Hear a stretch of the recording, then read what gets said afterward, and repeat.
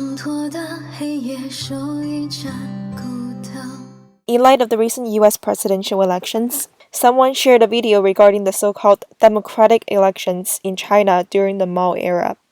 中华人民共和国主席选举的结果，投票的总数1220票，毛泽东得1220票，恭喜。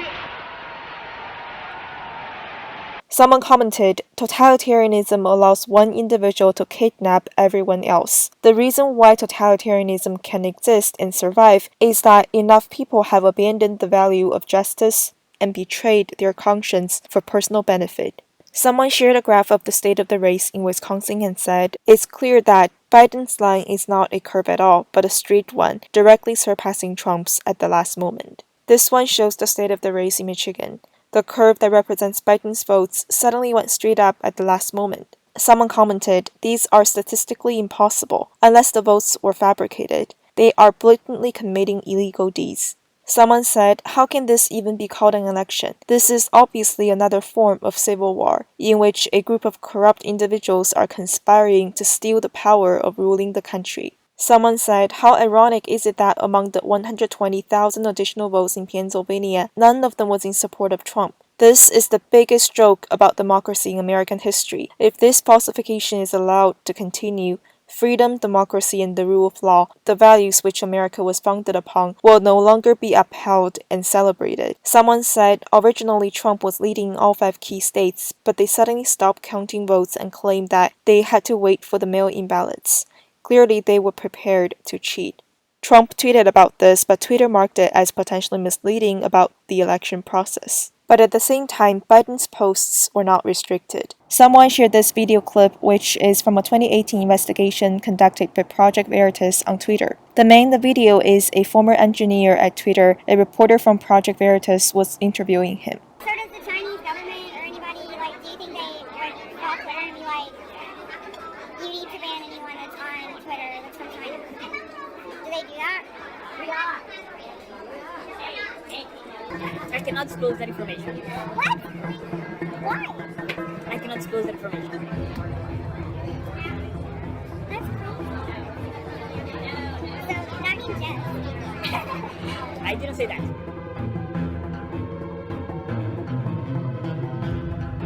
Initially, a reporter asked, does the Chinese government or anybody, do you think they call Twitter and be like, you need to ban anyone that's on Twitter that's from China? Do they do that? The software engineer initially said, I can't disclose that information. Then when another reporter asked, normally does Twitter say, if someone in Iran calls and says, in our country we need these people banned so that they are not seen, does that happen? He then replied, yes, we do that a lot for China. Someone shared a tweet that Chinese state media China Daily's EU bureau chief Chen Weihua posted. He said, time to look for job, Mr. Pompeo.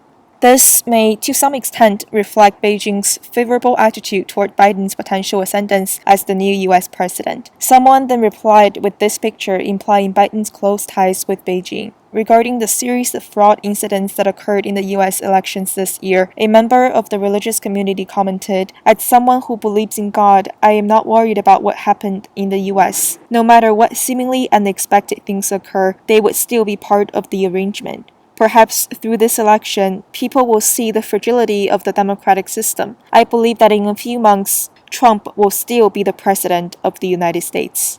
Someone replied, I suddenly lost confidence in human civilization. Someone then said, I have long lost confidence. I just have infinite confidence in the divine. Someone said, maybe through these, people who are deceived could see the true color of the dark forces and make the right choice for themselves. Someone shared a quote from one of America's founding fathers, John Adams, that we also highlighted in our earlier episode. He said, our Constitution was made only for moral and religious people. It is wholly inadequate to the government of any other.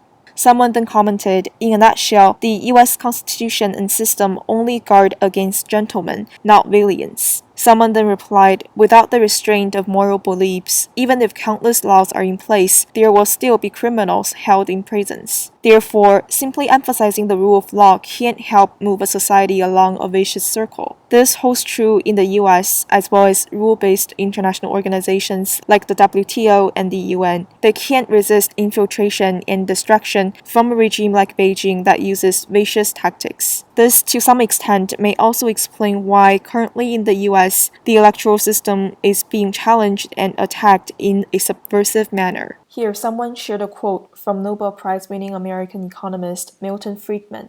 He once said, "A society that puts equality above freedom will end up with neither. The society that puts freedom before equality will end up with a great measure of both." Someone said, Friedman's words are truly inspiring. Someone said, freedom is the most important fulcrum. Only with freedom can people strive for fairness, justice, and other values.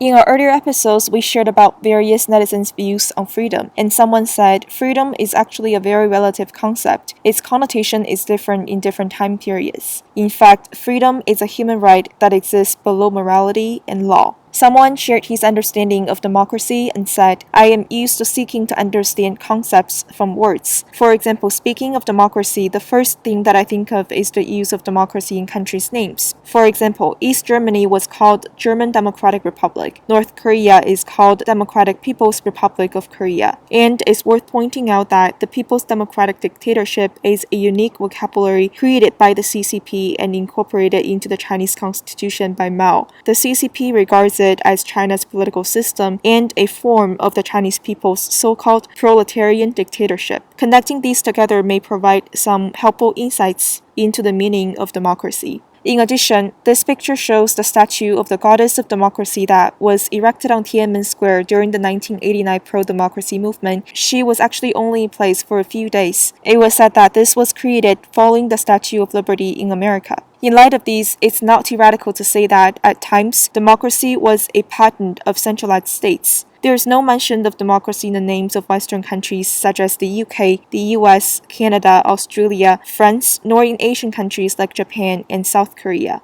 Someone commented, what the American founding fathers pursued was liberty and freedom, not democracy. A democratic system requires people to have strong morals and beliefs. It is very likely for an one-person, one-vote democracy that is not guided by moral beliefs to evolve into a tyranny where the majority tramples on the minority. History has proved time and again that granting power to unethical people will eventually lead to chaos in the world.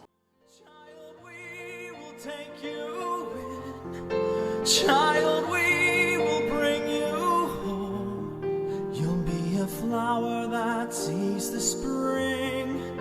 Soon a dove flying high